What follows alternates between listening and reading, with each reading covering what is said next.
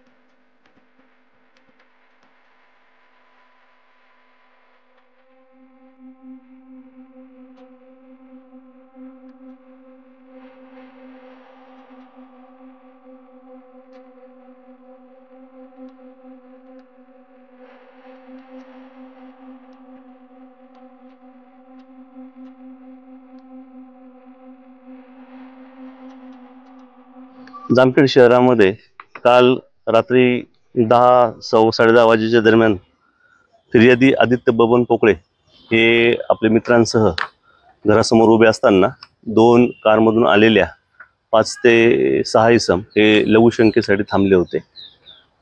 फिर्यादी यांनी त्यांना इथे महिला आहेत, तुम्ही लघुशंकेसाठी थांबू नका असा म्हटल्याचा राग आल्यानंतर त्यांनी फिर्यादी व त्याच्या मित्रांना मारहाण केलेली होती।